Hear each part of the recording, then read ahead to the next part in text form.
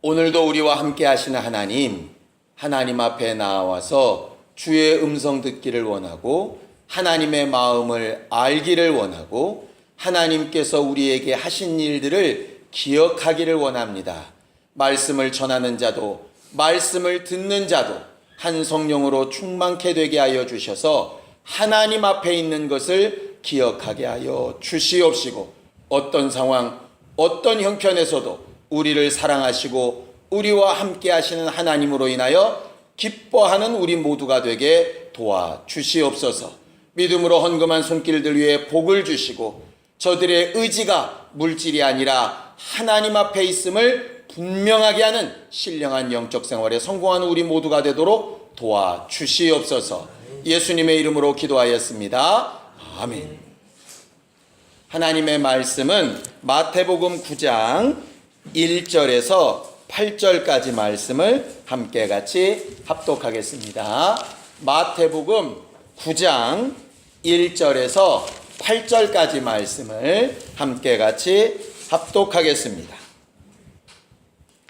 함께 읽습니다. 시작. 예수께서 배에 오르사 건너가 본 동네에 이르시니 침상에 누운 중풍병자를 사람들이 데리고 오거늘 예수께서 저희의 믿음을 보시고 중풍병자에게 이르시되 소자야 안심하라, 내 죄사함을 받았느니라. 어떤 서기관들이 속으로 이르되 이 사람이 참람하도다. 예수께서 그 생각을 아시고 가라사대 너희가 어찌하여 마음에 악한 생각을 하느냐. 내 죄사함을 받았느니라 하는 말과 일어나 걸어가라 하는 말이 어느 것이 쉽겠느냐. 그러나 인자가 세상에서 죄를 사하는 권세가 있는 줄을 너희로 알게 하려 하노라 하시고 중풍병자에게 말씀하시되 일어나 내 침상을 가지고 집으로 가라 하시니 그가 일어나 집으로 돌아가거늘 무리가 보고 두려워하며 이런 권세를 사람에게 주신 하나님께 영광을 돌리니라. 아멘. 우리 하나님은 권세가 충만하신 하나님이십니다. 권세가 충만하신 하나님.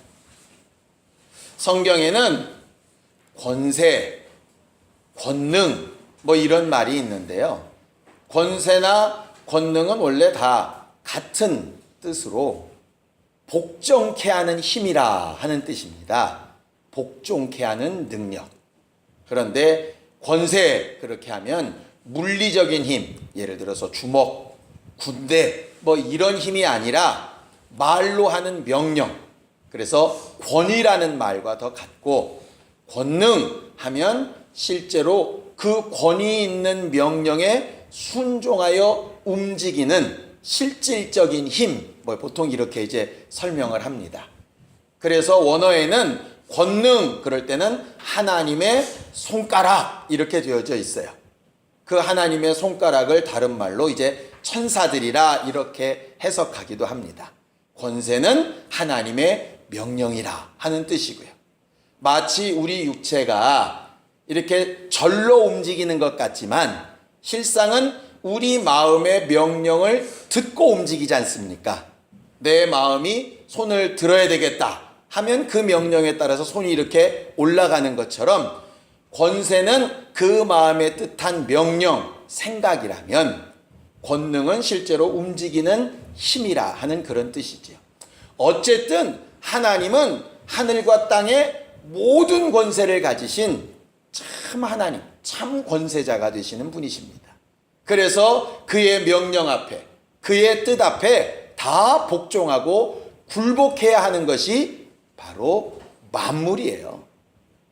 본래의 권세 앞에 굴복하지 않는 것을 가르쳐서 죄라고 부르지요.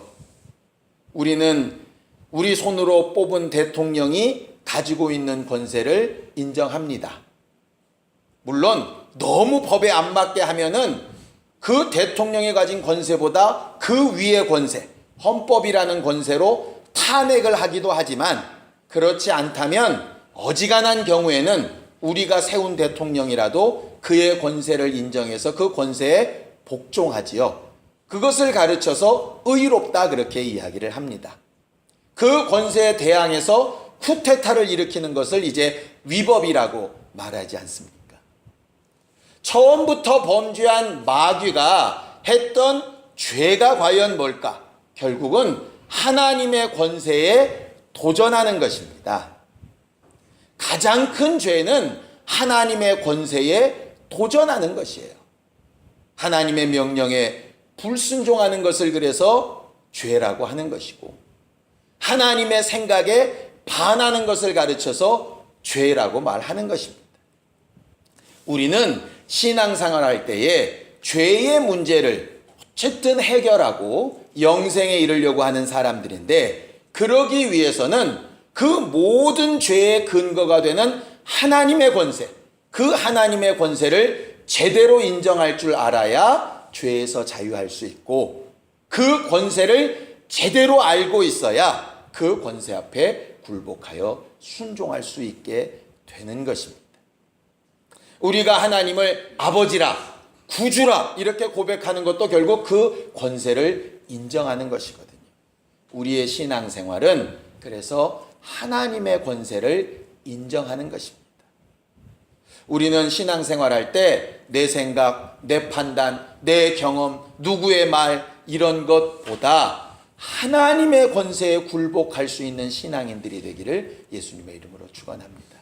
그 하나님께서 가장 사랑하시는 아들에게 뭐를 주시느냐? 권세를 주셨다 그렇게 말을 합니다. 권세를 주셨다. 자, 성경을 좀 보죠. 골로새서 2장 9절에서 10절까지입니다.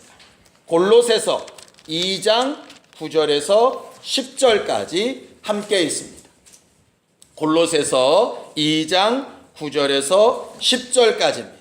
함께 읽습니다. 시작. 그 안에는 신성의 모든 충만이 육체로 거하시고 너희도 그 안에서 충만하여졌으니 그는 모든 정사와 권세의 머리시라 그렇게 얘기하고 있죠. 여기서 말하는 그가 누굴까요?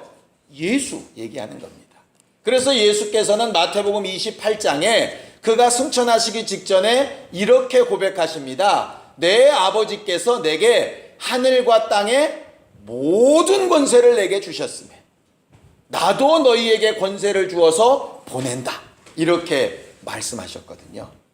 방금 우리가 읽었던 골로새서 2장처럼 모든 신성에 충만한 것이 예수 안에 있고 예수 안에 있는 우리에게도 그 신성을 충만하게 하시는 것처럼 하나님이 가장 사랑하시는 아들은 아버지의 모든 권세를 다 받아서 사용하실 수 있는 분이고 그 권세를 홀로 독점하시지 않고 그의 제자들이 우리들에게 또 이렇게 나누어 주셔서 사용할 수 있도록 하시니가 바로 예수십니다.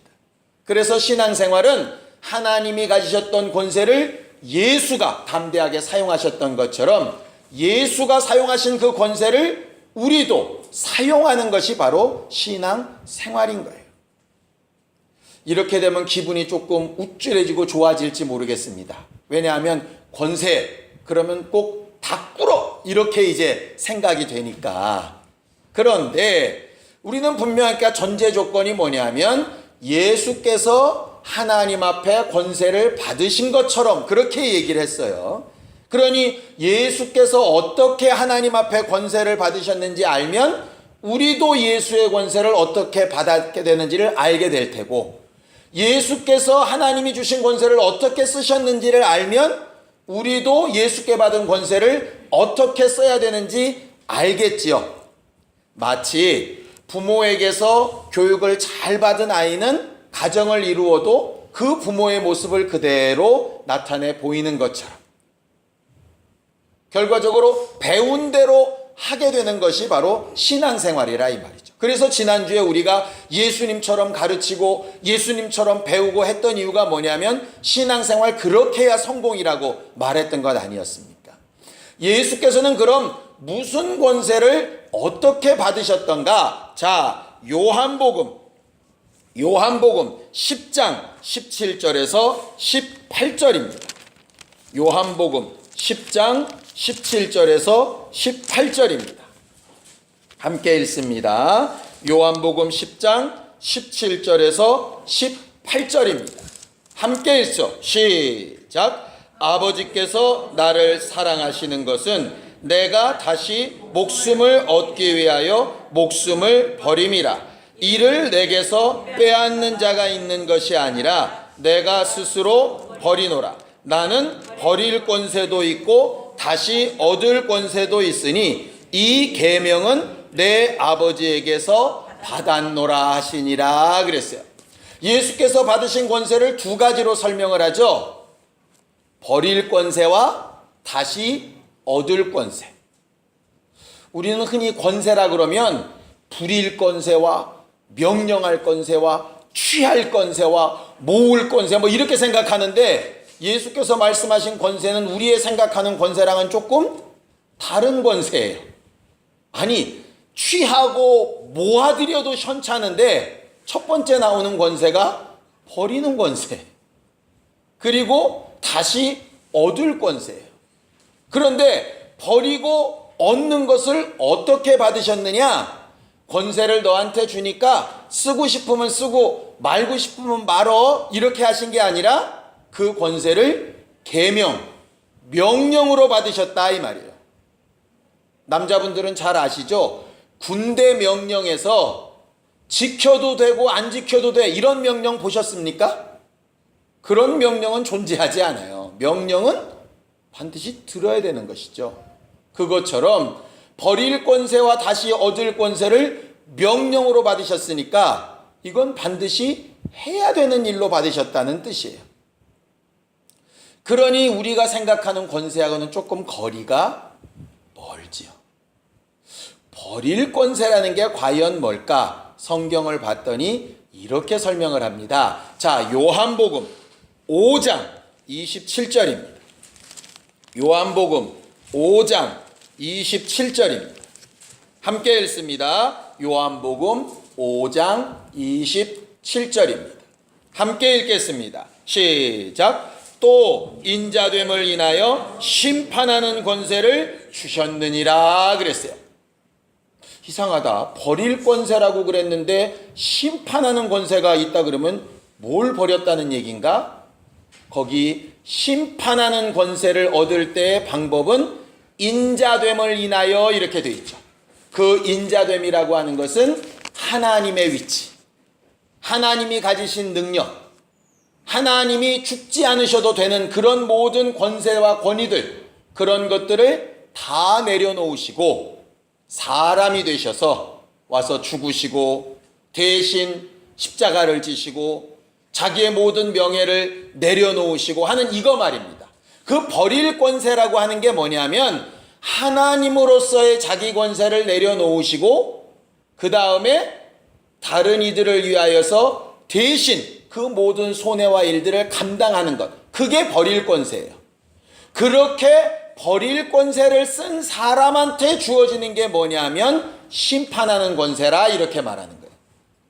그러니 이렇게 생각해야 되는 겁니다. 우리가 흔히 이런 생각들 많이 하죠. 아, 저 사람 저렇게 살면 안 돼. 아, 저 사람 저렇게 하면 곤란하지. 아, 저건 틀렸어. 이렇게 심판하잖아요. 하나님 입장에서 누구만 심판할 수 있느냐 하면 자기 걸 다 포기하고 남을 위해서 산 사람만 심판할 수 있는 권리가 있는 거예요. 예를 들어서 부모는 어찌 보면 자식을 심판할 수 있어요. 왜? 자식이 그를 위해서 목숨도 피와 살도 물질도 시간도 다 내놓았기 때문에 부모는 자식에게 뭐라 할 수 있어요. 분명히. 그러니 성경에는 그 권위를 인정합니다. 대신 그렇게 할 때 제 것처럼 그렇게 하지 말고 하나님의 자녀처럼 그렇게 권면하라 이렇게 되어져 있죠. 자식은 그런 권세가 없어요. 왜? 부모를 위해서 그렇게 살지 않았기 때문에 그런 권세가 없다.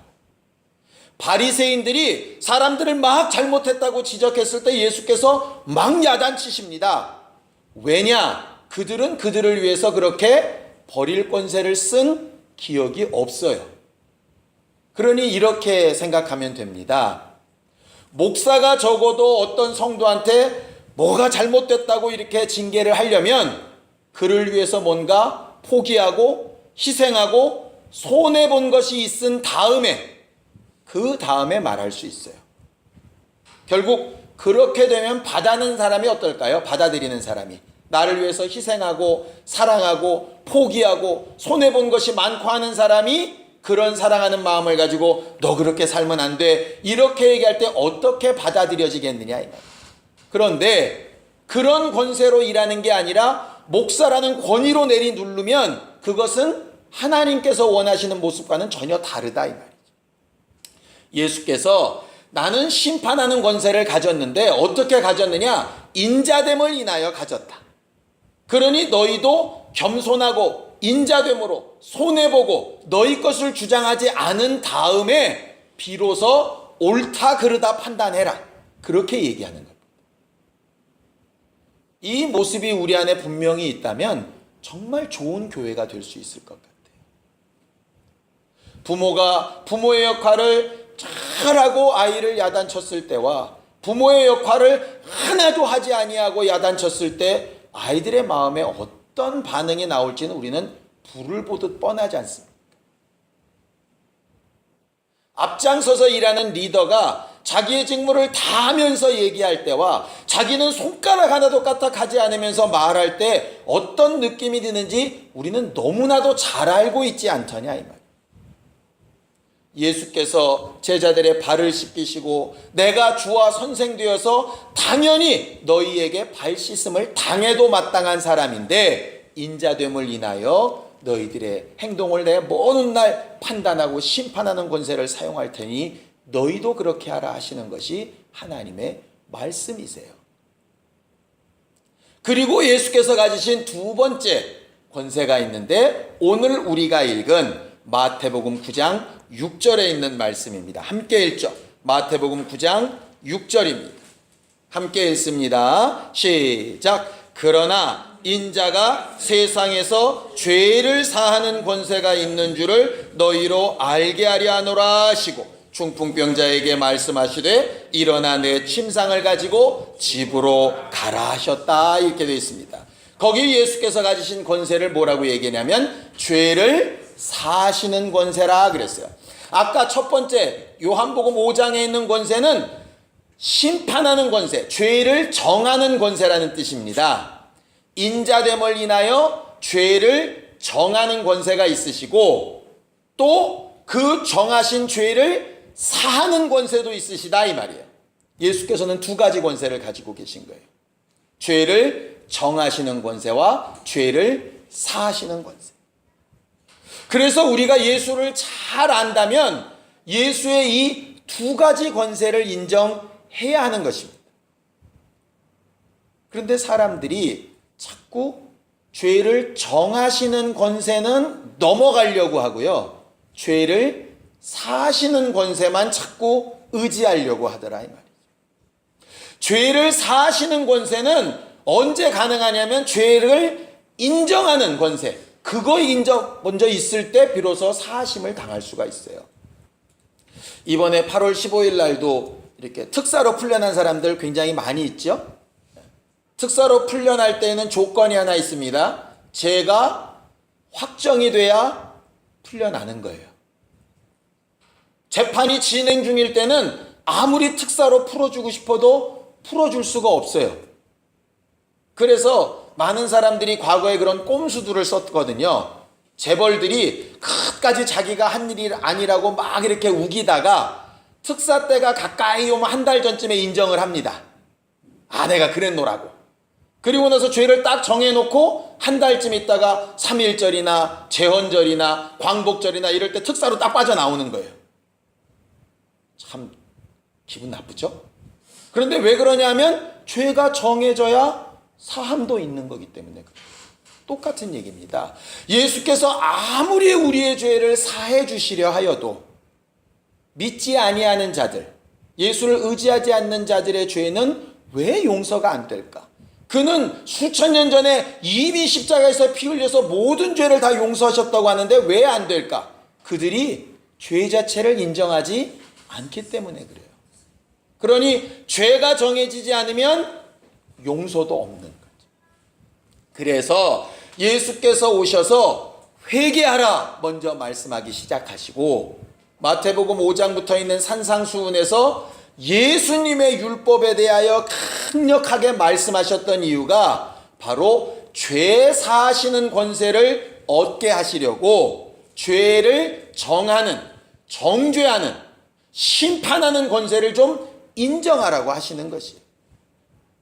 그래서 우리가 율법을 먼저 배웠고 그 다음에 예수를 만나게 된 겁니다. 율법을 몰랐다면 양심으로 먼저 죄를 깨닫고 예수를 만나게 된 것이라. 전도하거나 성경을 공부할 때 제일 먼저 당신 죄인이라는 것을 인정하라고 말하는 것이 그것 때문입니다. 예수께서 오시기 이전에는 심판하는 권세를 누가 가지고 있었냐 하면 율법이 가지고 있었어요. 근데 율법에는 한계가 두 가지 있습니다. 어떤 한계가 있느냐? 첫 번째는 용서하는 데에 한계가 있어요. 율법에도 용서가 있습니다. 있기는 있는데 반드시 대가가 있어야 돼요. 대가 없는 용서는 없어요.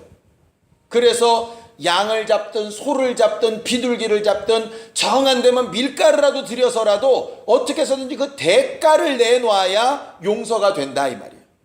그런데 육체로 지은 죄야 육체로 나온 것으로 어떻게 해결이 난다 하지만 영혼이 지은 죄를 영혼을 내놓고 나면 더 이상 다른 것을 누릴 것이 없는데 어떻게 용서를 받을 수 있겠어요? 그래서 율법에는 용서가 없다는 얘기를 하는 겁니다. 용서가 있기는 있는데 대가를 요구하다 보니까 도무지 그건 나로서 불가능, 이렇게 말하게 된다는 거죠. 율법의 한계가 또 하나 있는데요. 뭐냐 하면 드러난 죄만 죄로 정죄할 수 있다는 거예요. 드러난 죄만. 그러니까 마음속에 품은 죄는 죄로 정할 수가 없는 거예요. 얼마 전에 우리나라 그 테러 방지법인가 한참 문제가 많이 됐었던 거 혹시 기억나십니까? 우리는 워낙 그냥 세상과 담쌓고 하늘나라에서 사는 사람들이 잘 모르시나요? 테러 방지법 됐을 때 굉장히 많이 문제가 됐던 이슈가 이런 거였습니다. 테러를 저지른 다음에 죄인 취급하는 건 괜찮은데 테러를 일으키기도 전에 의심이 간다고 그래서 그 사람 핸드폰도 조사하고 이메일도 조사하고 막 이러면 아닌 사람이 피해를 볼 수도 있지 않겠느냐, 이런 거였어요 결국. 그러니까 이 법이라고 하는 게 한계점이 있는 게 뭐냐면 어기면 잡을 수가 있는데 어기기 이전에는 의도만 가지고는 어떻게 처벌하기가 참 어렵다 이 말이에요. 쉽게 우리가 얘기하면 드라마 같은 데서 보면 딱 이 사람을 죽인 증거가 나오면 살인범 이렇게 되는데 분명히 이게 죽인 것 같기는 한데 증거가 확실하게 안 나오면 이게 살인범이라고 칠 수 없는 것 같이 율법의 한계가 그렇다 이 말이죠. 그런데 예수의 정죄가 얼마나 무서우냐 하면은요, 예수의 정죄는 율법과 같이 한계가 있는 것이 아니기 때문에 우리 마음속을 꿰뚫어 보시고 우리의 생각을 알고 계셔서 죄의 소원까지도 정죄하실 수 있는 분이 예수세요. 산상수훈에 나온 얘기가 그 얘기입니다. 비록 도둑질하지 아니하였을지라도 탐심이 있는 걸 그분이 아신다 이 말이에요. 아신다. 비록 간음을 행하지 아니하였을지라도 음욕을 이렇게 품은 걸 아신다 이 말이에요. 비록 살인하지 않았을지라도 미워서 죽여버리고 싶다 하는 그 마음을 그분이 아신다는 말이에요. 신앙인들이요, 예수께서 죄 사하시는 권세가 온전케 되기 위해서 심판하시는 권세가 있다는 걸 좀 인정하고 예수의 심판은 이루어지지 않은 죄까지 하나님께서 심판하시는 부분이라는 걸 제대로 알았다면 지금처럼 신앙생활 안 할 겁니다. 근데 어떻게 신앙생활 하느냐? 조금 신앙의 양심이 있다 하는 사람들은 율법의 정죄를 받습니다. 그래서 저지른 죄에 대해서 힘들어해요. 예를 들어 뭐 도덕적으로 잘못을 했거나, 아니면 사람들에게 뭐 거짓말을 했거나, 아니면 뭐 좀 도박을 좀 했거나, 아니면 뭐 술 담배를 막 이렇게 했거나, 아니면은 좀 뭐 바람을 폈거나, 뭐 어쨌든 간에 뭐 이렇게 되면 그때서야 비로소 이게 걸려요. 그건 율법이거든요. 그보다 더 나쁜 사람은 예수께서 이미 다 용서해놨으니까 괜찮다라고 스스로 자신을 용서해버리는 사람이에요. 진짜는 뭐냐 하면은요, 저지른 죄야 당연히 회개해야 되는 거고, 그거는 저지른 죄는, 진짜 예수의 사람은 저지르기 이전의 죄를 회개하는 사람이에요.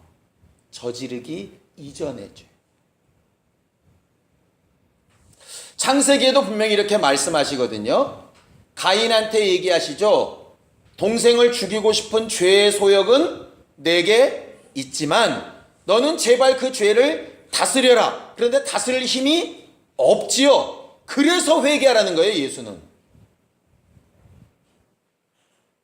내 자식이라도, 내 아내나 남편이라도 미워하는 마음, 비록 살인까지는 안 가고, 그를 이렇게 뚫겨 패거나 뭐 이렇게까지는 안 갔어도 마음에 울컥 오는 것을 다스려야 되는데 그럴 힘이 없으니까 그럴 생각이 올라올 때 회개하라는 거예요. 예수의 죄 사하시는 권세는요, 물론 저지른 죄도 사하시지만 실상 예수께서 용서하고 싶으신 것은 저지르기 이전의 죄거든요. 그런데 예수 믿는 사람들이 그걸 잘 안 하더라 이 말이죠. 심지어는 세상 사람들이 손가락질하고 욕하는 것처럼 예수쟁이들은 저렇게 세상적으로 죄를 져놓고도 지들은 하나님 앞에 가면 다 깨끗하대, 이렇게 말들을 한다 이 말이에요. 인간이니까 실수할 수 있습니다. 죄 지을 수 있습니다. 죄 짓고 회개하고 정말 하나님 앞에 용서받는 것도 맞습니다. 그런데 아무리 많은 죄를 짓고 나서도 양심으로 자유해라, 그렇게 지금 말씀하신 것이 아니라 죄를 짓기 이전부터 네 마음을 회개함으로 하나님 앞에 돌이키라고 계속 말씀하시는 거예요. 그래서 우리에게 주신 것이 누구냐면 성령이세요. 성령께서 오셔서 말씀이 생각나게 하시고 깨닫게 하신다 하실 때 무슨 말씀, 뭘 깨닫게 하시겠어요? 비록 짓지는 않았으나 내가 죄의 마음과 속성과 욕심과 또 그렇게 하고자 했던 그런 계획 세웠던 것을 회개할 수 있도록 나를 찌르시는 것이거든요. 정말 성령 충만한 사람은 그래서 남들이 볼 때에는 회개할 것이 하나도 없을 것처럼 보이지만 본인은 항상 회개거리를 두고 있는 사람이 그 사람이 성령 충만한 사람이에요. 그런데 만약에 회개하라 하는 주의 말씀을 듣고도 내가 뭘 그렇게 잘못했는데, 이렇다면 그 사람은 그 안에서 성령이 아마 일하시지 못하고 있는 상태일지 모르겠습니다. 그래서 성령이 역사하시고 일하시기 시작하면 남들 보기에는 의로워 보여도 자기는 얼마나 성령의 눈빛 앞에 죄인이라는 것을 알아서 겸손하고 자기 자신을 부끄럽게 여기고 낮추고 제 권세를 주장하지 아니하고 그렇게 사는 사람이 되어져 가는 것이에요. 그걸 가르쳐서 성령의 열매를 맺는 삶이라고 말하는 거예요. 예수는 죄 사하시는 권세가 있는 분이에요. 그런데 그 죄 사하시는 권세를 누구에게 역사하시느냐 하면 심판하시는 권세를 인정하는 자들에게 역사하시거든요. 우리는 우리의 행실은 이 세상에 사는 어떤 사람보다 더 의롭고 도덕적이고 더 깨끗하고 선하게 되기를 바랍니다. 그렇다 그래서 우리의 의를 드러내거나 잘난 척하는 게 아니라 드러나지 않은 죄 때문에 늘 성령 앞에 고심하고 내 자신을 돌이키고 거울 보듯 자기를 돌이켜보는 사람이 되어야 그 사람이 신앙생활을 정말 잘하는 사람이 되는 것이라. 근데 사람들이 정직하지 않다 보니까 내 마음의 생각이나 욕심을 누가 알랴 그래가지고 겉으로 드러나지만 않으면 아닌 것처럼 이야기한다. 그걸 가르쳐서 성경은 다른 말로 뭐라고 얘기하는지 아십니까? 양심에 화인 맞았다고 합니다.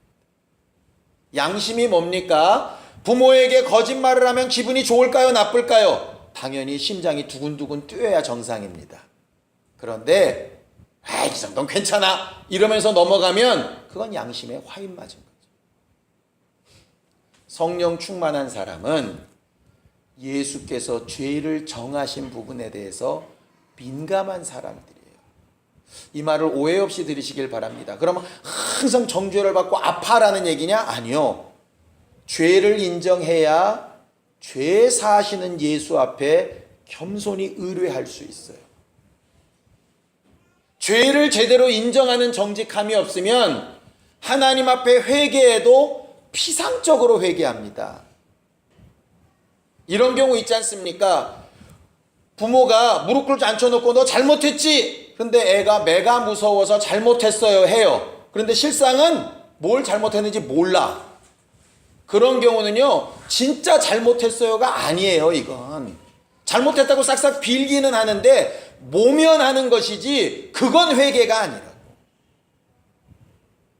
우리의 회개가 그렇게 되면 곤란하지 않겠습니까? 회개는요, 깊은 정직함에서 나오는 거예요. 목사도 마찬가지, 여러분들도 마찬가지.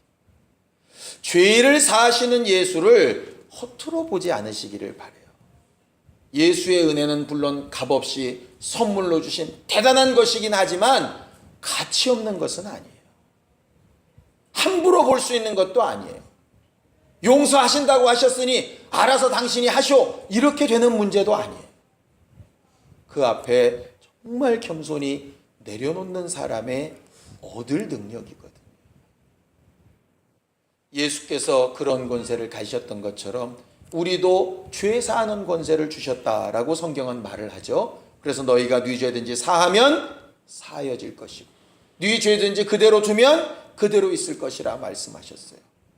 그 권세는 예수님처럼 희생하고 자신을 돌아보고 성령의 감동으로 일하고 하는 사람들에게 주어진 권세입니다. 저 사람을 용서하고 싶은데 하나님 말씀대로 용서해야 되는 것은 알겠는데 왜 내가 잘 안 될까요? 어디로 돌아가면 좋을까? 내가 진짜 정직하게 깊이 회개한 사람인가로 돌아가 보면 아마 나올 겁니다. 왜 용서가 안 될까요? 내가 의롭다고 생각하면 용서가 안 됩니다. 용서해야 된다니까 하고는 싶은데 내가 의로운 거예요. 내가 내 남편보다 나은 것 같고 내가 내 아내보다 나은 것 같은 거예요. 내가 김집사보다는 좀 나은 것 같은 거예요. 우리 교회가 저 교회보다는 좀 나은 것 같은 거예요. 그러다 보니까 회개는 형식적으로 하고 그래도 저를 사랑해야 되는데 그래도 저를 용서해야 되는데 말은 하면서도 안 되는 이유는 첫 단추가 잘못 꿰어져서 그런 거죠. 오늘 제가 여러분들에게 드리고 싶은 말씀은 이것입니다. 예수께서 죄 사하시는 권세로 우리를 사하기 원하실 때에 정직한 마음으로 죄를 정하신 하나님 앞에 정죄를 받고 그의 은혜로 자유케 되어지는 사람이 되기를 원하시는 거예요.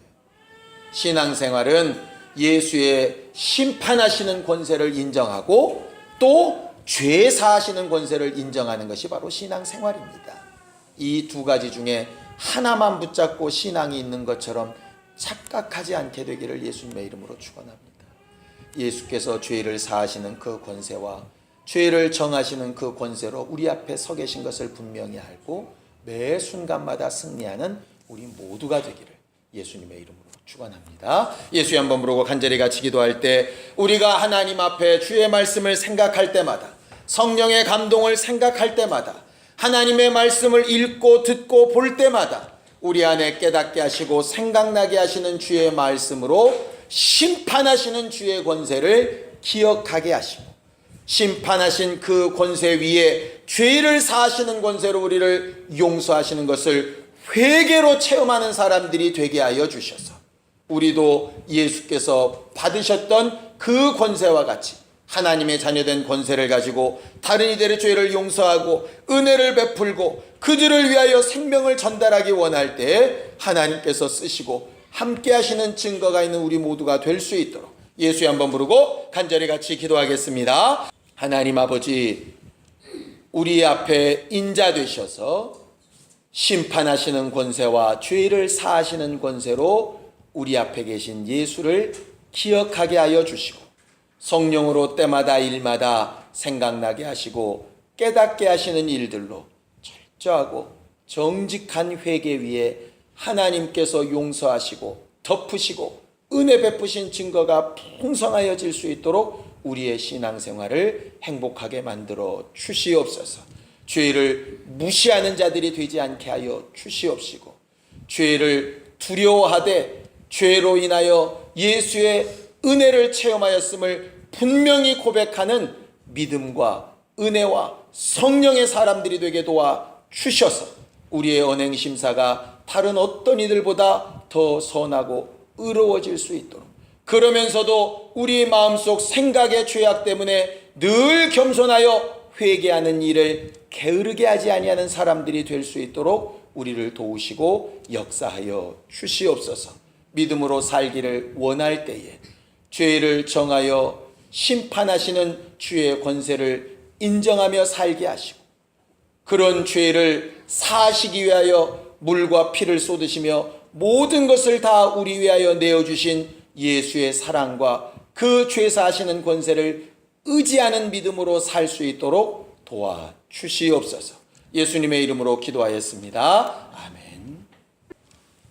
이제는 우리 주 예수 그리스도의 은혜와 하나님 아버지의 극진하신 사랑과 성령님의 감동하시고 역사하시는 분명한 증거가 죄를 정하시는 예수의 권세와 죄를 사하시는 예수의 권세를 항상 의지하며 살기를 원하는 우리 모두 위에 이제로부터 영원까지 함께 있을지어다. 아멘.